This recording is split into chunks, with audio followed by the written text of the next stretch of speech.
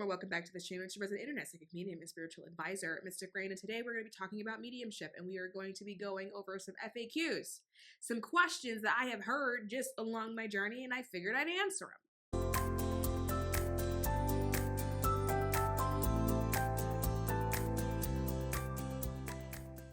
So why am I making this video? Honestly, you guys, I have reached a moment of accepting. I've accepted my internet persona. I know it's been a few years.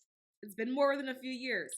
And I have very foolishly gone throughout this world thinking that I could just be Mystic Rain on the internet and then just be like my government name in like regular life. And then in my regular life, people started noticing Mystic Rain, and then eventually I was just like, oh God.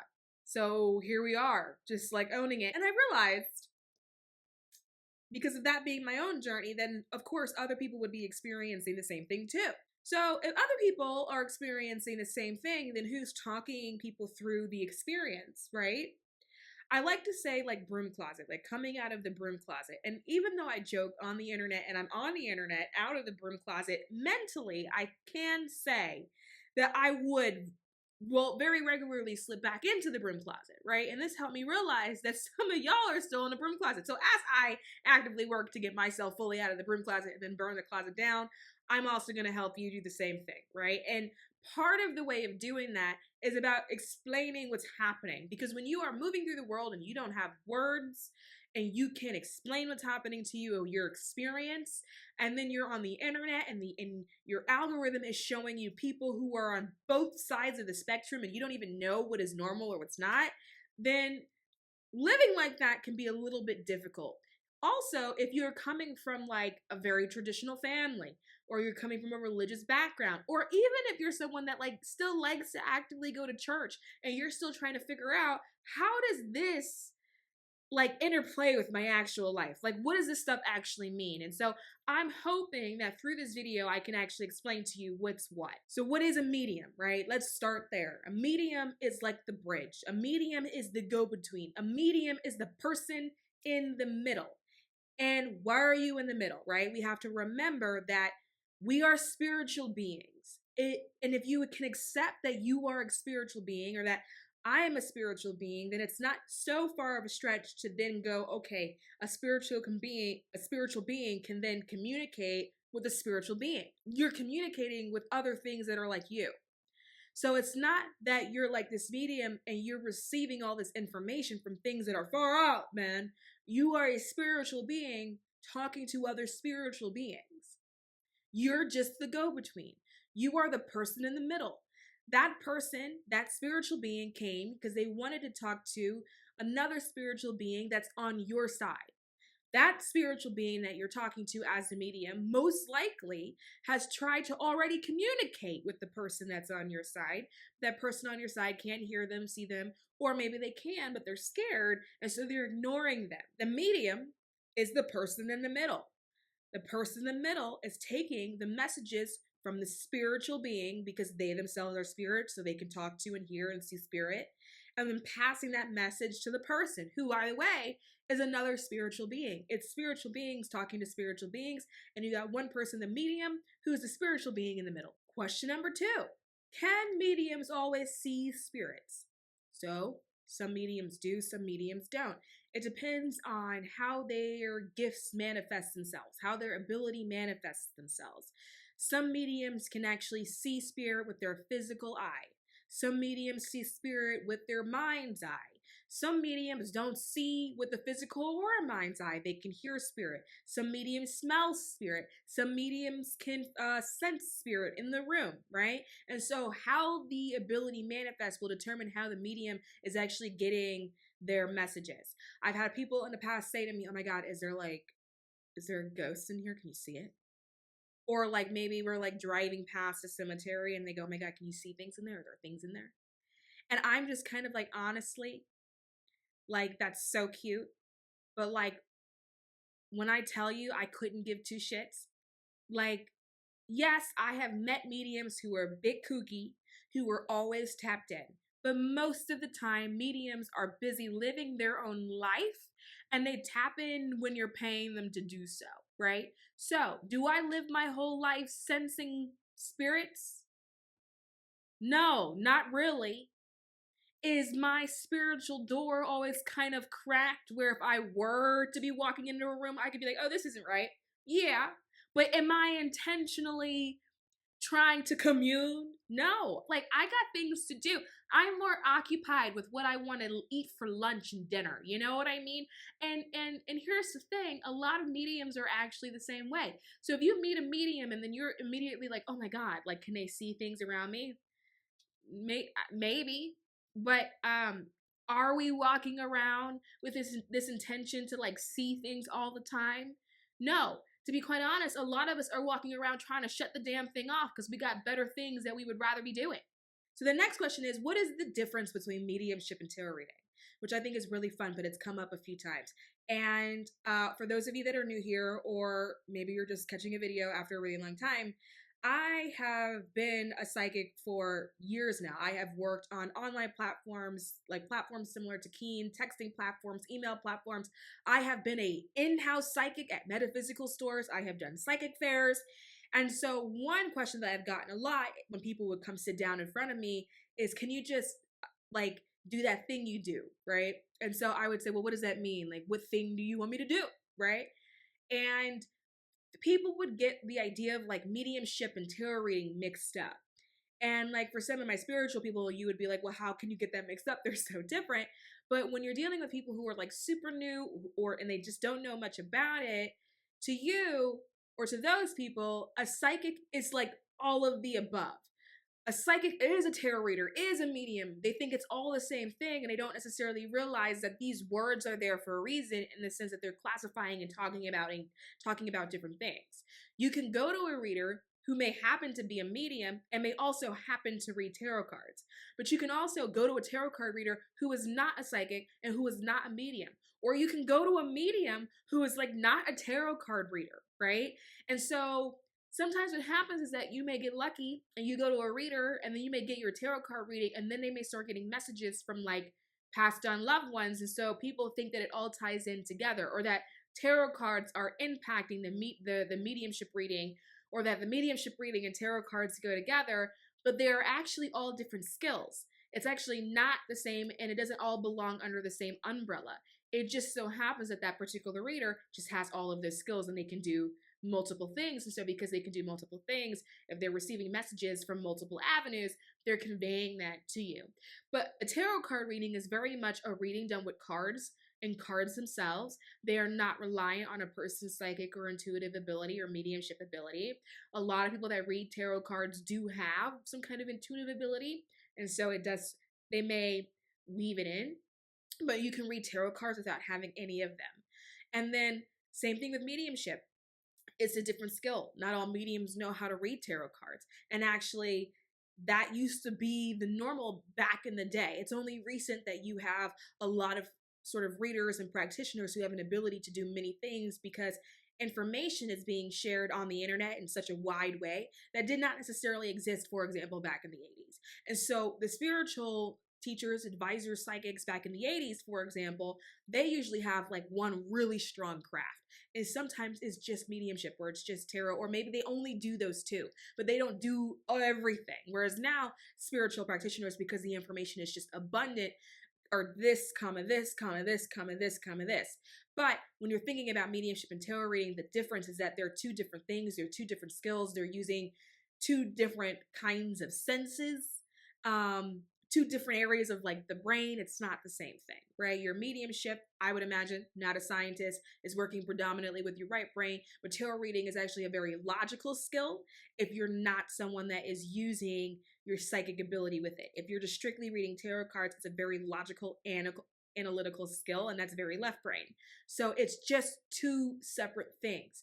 If you thought it was the same thing, most likely what happened is that you ended up with a reader who just had an ability to do both. And so as they read for you, they were doing both. Another question that I've gotten is, do you have to be special to be a medium? I think that this probably comes from old school thinking, right? In a sense of like, you have to be chosen, or you have to be blessed, or you had to have some kind of chance situation that's happened to you. right? Or people feeling like because it's a skill that they themselves don't have, that the people that do have an ability to use the skill, because that's really what it is, you can train to be a medium, and you can train to be a medium with first starting without any sort of mediumistic abilities.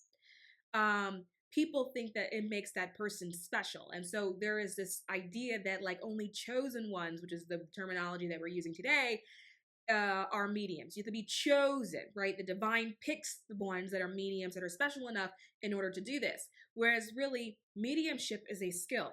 Just like any form of spiritual practice is a skill. Reiki is a skill. Tarot reading is a skill. Psychics, being a psychic, being intuitive is a skill. These are skills that you're exercising all the time, and that's how you get better. Mediumship is a skill. It can be trained. You can start off as being 0% medium and then finish off, if you're well trained, you practice, you stick to it every day, like 100% medium. It is just a skill set. You do not have to be chosen.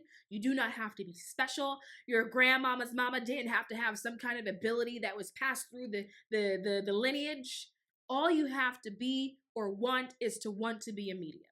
For some people, the skill sort of clicks in naturally and they don't have to force it.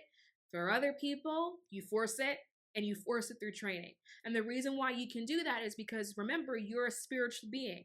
If you can accept that you're a spiritual being, it's not far of a stretch, and then accept that you can also talk to other spiritual beings. Next question. Can mediums communicate with anyone that has passed away? I would say in theory, but not necessarily. Mediums are a bridge, right? A bridge, what's a bridge? It's a connection point. It's a connection from one side to the other, right? Sometimes the connection is not there. That's like saying, let's say you got a phone and you're like, can I call Pakistan? In theory, you could, but did you pay for it? Right? Is the connection solid? Is it good? Right? Like, yeah, you can call certain places, but it doesn't necessarily mean that the call won't drop, right? And if the call drops, does that mean that your phone is no longer a phone? Right? Same thing with mediums. So it just has to be a connection, but sometimes the call can drop, right? Does that mean that that medium is no longer a medium or that medium is not a fraud? No, it just means the call got dropped. You can't communicate with everyone that's always passed away. And this is the big one for people. A lot of mediums don't want to, right? I don't want to communicate with everybody's grandfather. A lot of people have asshole grandfathers, right? Also, I'm black. If you're white, was your grandfather racist? I may not want to talk to him, right? Were they a criminal? Were they like, did they assault people? Were they a murderer? Were they someone with just really fucking bad energy? I may not want to actually communicate. Just like in life, how you can come across people who, remember, are spiritual beings, because we're all spiritual beings. Some people are dense in their energy. Some people have very dense energy, heavy energy. It's harder to be around them. And it's the same thing with spirits, because remember, it's just another spiritual being. Not all spiritual beings feel pleasant to be around. And it's also not that they are bad spirits. It's just like maybe your aunt Bertha wasn't really pleasant in life. And so is she suddenly pleasant in spirit? Maybe not. And so, like, maybe I just don't want to hold a connection there. Maybe I'm tired. So maybe I'm trying to hold a connection, but I've been doing X amount of readings, or maybe I worked that day and or maybe I'm uninterested. If I'm going to be really interested, maybe I'm just tired and it's hard to hold the call and the call drops. And so, in theory, could a medium just communicate with anyone that has passed over? In theory, the skill is there, but is the desire there? Right? Is the connection secure? Did the call drop? Next question is, are mediums accurate? I find this one to be super interesting because the real answer to that question, and I'm not really sure if people will just be real with you, is no. Mediums are not always accurate. And the reason for that is not because mediums are picking up on wrong information. It's just that mediums don't necessarily have context. And so we may plug in the blanks incorrectly, right?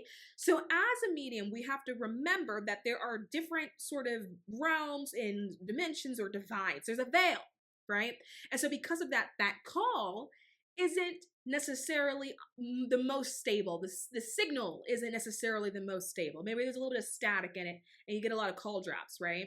It's literally making a call and you know when you have a bad call and you only catch like every other word someone is saying, but you can't piece it all together.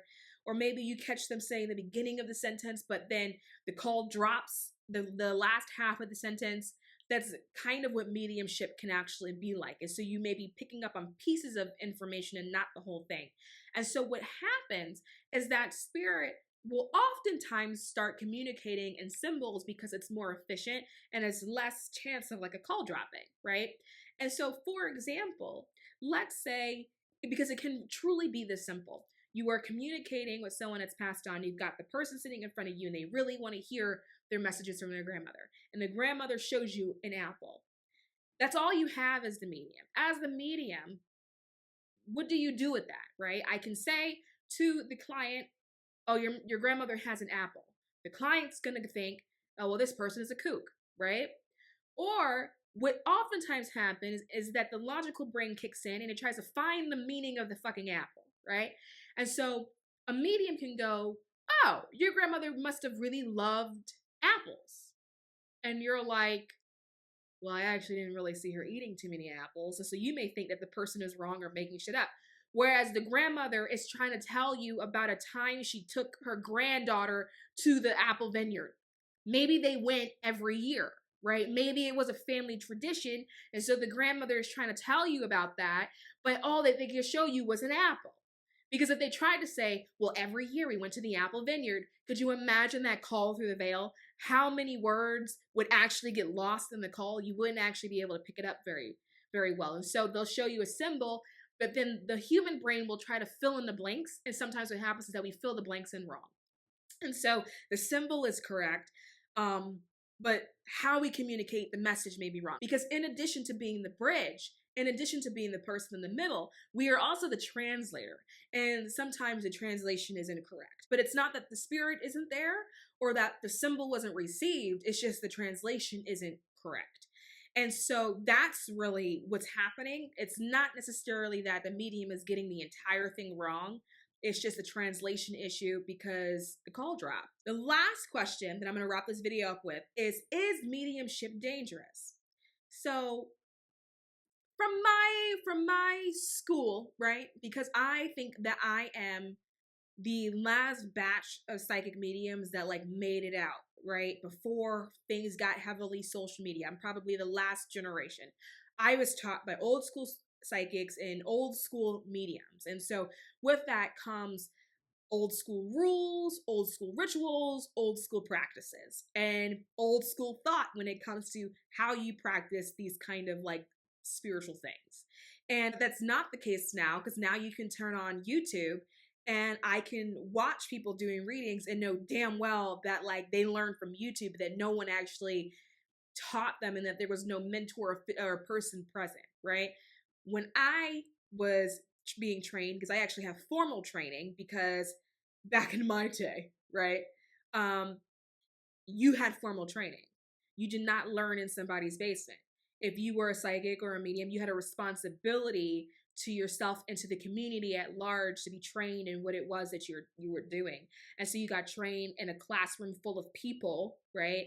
And then there was a teacher there, someone that could ground the room, someone that could share wisdom, someone that could explain to you what was happening, someone that could teach you in a controlled setting, in a controlled environment. It wasn't all loosey-goosey like it is today, where there's like a free fall and there are no rules, right?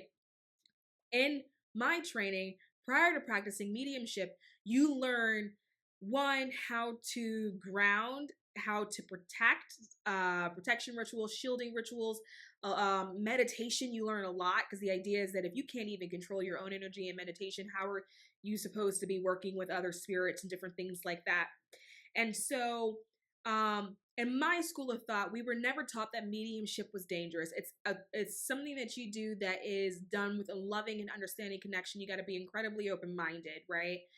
However, and I'm saying however, a lot of people now don't have training.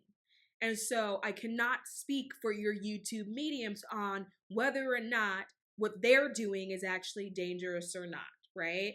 Are they actually doing anything that's protection related, grounding related? Are they learning what their energy is and what their energy feels like and how to differentiate it between other energies, right? Do they know how to energetically cleanse a household, right? Or a room, right? Things like this are very basic things that you learn when you're like trained by old school psychics and mediums, but that's not something that's necessarily happening today. And so when you're doing that training by the old school psychics and mediums, all of that teaches you how to control your space, how to control your energetic space, right? That's how you know what you're doing. Are YouTube psychics and mediums doing that today? I actually have no idea. I would say inherently, no, it is not dangerous as long as you're doing it the correct way, right? As long as your spiritual practices have integrity and there's a moral code that you're using, no, absolutely not. But I've been scrolling through YouTubes and I have seen people post videos of you've got spiritual attachments, and then you look at their channel and that's the entire channel. Are those people doing it that way? I gotta be honest, not necessarily convinced. I thought that would be a fun topic. I'm gonna wrap the video here. As always, if you like what you see, please subscribe to this channel. If we don't meet again, I'll see you next lifetime.